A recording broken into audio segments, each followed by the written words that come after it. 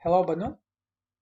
So in this screencast, I'm going to give you feedback to your paragraph. This is the first evaluation paragraph, and you did that. You did very well, and this was before you had a model, so very good work.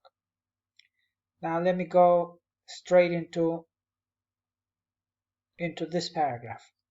So you've taken the supporting idea that there is systemic bias in some of these internship programs. Okay, fine. And then the Oracle, basically it's an email asking for specific groups of people to apply. The Civil Rights Code is not even so much a civil rights code. It came mostly from it's actually a response to an inquiry. A lawyer is basically responding to an inquiry about whether interns are considered employees of a company. Because if they are considered employees of a company, then hiring based on race, gender, and whatnot will become illegal. And then the lawyer responds. He doesn't say that they are or they aren't, although the speaker of the video wants to make you believe that they are, but the lawyer doesn't say that. The lawyer just says you need to consider a list of factors, and depending on the situation, sometimes the intern will be considered an employee, other times the intern will not be considered an employee. In the situation when the intern is considered an employee, then it will be unlawful to hire them based on gender, whatever, race, and all these things. So actually, the use of this evidence by the speaker is again very suspicious. He misuses this evidence, implying that an intern is actually an employee, which is not the case. The lawyer himself doesn't say that, and it's not always the case. In many cases, the intern is not considered an employee. So there is so that's this second evidence. And the third one are these screenshots. Okay, now let's get into your paragraph. Again, after today's small group tutorial, you know that this has to be a paragraph. The whole thing has to be connected. Now I noticed you did some, there's some very good things here. You said it's not sufficient, and then what needs to be done? We need more data linking eligibility to, you call this the index of of accepted rejected people. Fine, you can say that, no problem. And yeah, that's exactly what they need. Specific data linking. How many were hired based on this? And it's not just people. Here you want to say interns or candidates to diversity programs, because that's what he's talking about. He's not just talking about any kind of employment. So we want to be as specific as possible. People is a kind of a general term. We're talking about candidates to diversity programs. Okay, it would be better to include people's opinion regarding these requirements. Again, maybe people's opinion is not so important, but what would be important would be the, again, either the candidate, the applicant's opinion. They are have obviously they're the stakeholders. They are applying, so their opinion is important, and maybe employer's opinion, right? So again, this is very good. You've said it's not sufficient, and you've suggested what should be done. Okay, fine. Now when you talk about the relevant evidence, you said this is somewhat relevant.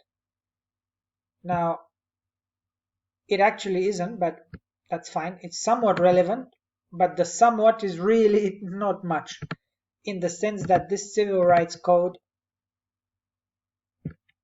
he's just misusing it. Now you would know that if you really chased up the source, if you went and dug very deep and you realized that actually it's just a response to an inquiry and so forth. then you can say, well, it's not really all that relevant. But so doing a little bit of digging, even in the exam, because you have a lot of time, that could allow you to make some really focused comments about why this may not be so relevant, the civil rights. And it's not even the code itself, it's just these are sections, but those sections are part of a larger response of the lawyer.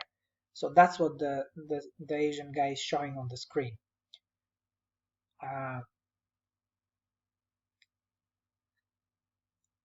The information are not relevant.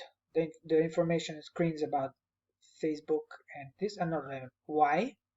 Because there will be more relevant will be responses why they made these requirements.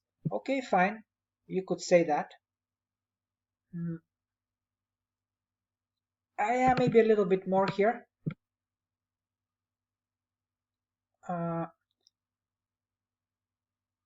So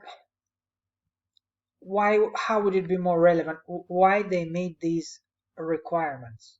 Why specifically they made these requirements? Actually, they made them probably just to satisfy their diversity quotas or whatever, just to look diverse, and it's up to them what they want to do here. But I like your thinking though. Instead of just saying, he just throws up some screenshots. So instead of claiming, look at these screenshots, they're so racist, what you're pointing to is that, well, actually, he should say why they made these requirements. Okay, fine. I'm trying to agree with you here, and I like, again, the attempt to make a comment. I would think of something a little bit more that would make this guy really ashamed, what he should have considered to make it more relevant. Maybe not just about why they made these requirements, but something else. What would make him look silly? He should have considered not simply Google, Oracle, or Facebook, but something more relevant. Maybe, I don't know. Yeah, you can think about this.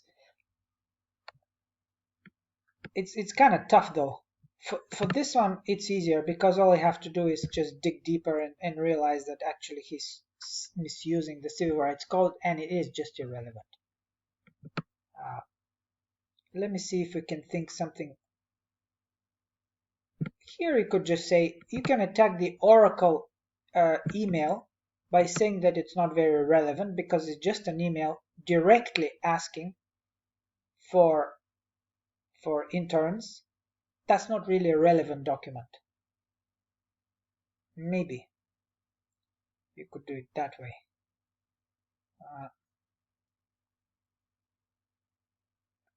Okay, so my recommendation for this one would be to just dig deeper here and attack the lack of relevance of this document of the Civil Rights Code, and that would be a wonderful section of your paragraph. Now, as far as representativeness, here I'm not very sure. He's biased due to the fact that he's an Asian male, career at Google. Yeah, I'm not so sure. It's not so much the speaker, but what you're saying here, that's much better. Pieces of evidence. He should use, again, proper oral in-text citation, okay, to make his pieces more representative. Yeah, maybe, but we're not so much looking at whether it's cited or not cited orally or what. We're just, with representativeness, we're trying to find whether the examples are typical. So, if he's talking about internship programs, are these internship programs typical of the average American internship program in the tech field, right? In other words, here, this is what I like. There are certainly a lot of examples of companies that did not have these requirements of entry. They didn't stipulate that only people from that field should come. So I think you can base your response on this here, that the Oracle email is really not representative. A lot of these are not representative because we cannot know for sure until we have more data, right? But right now, examples of companies of the average American internship, that's what should be studied. So I like this. You can expand on this. And this is actually very connected with what you're saying here. Specific data, linking eligibility requirements. In other words, you can make the claim that the speaker of the video is making only when you have a lot of data showing unequivocally that a lot of companies are discriminating based on gender, race, and so forth. And it doesn't show that kind of data. So again, in the representativeness, is that your typical internship job advertisement? And the answer is probably no. So overall, this is a very good start without a model, and you still did a good job. So next week we'll have more practice and we can keep improving. So I hope this was helpful to you, Banu. Keep up the good work.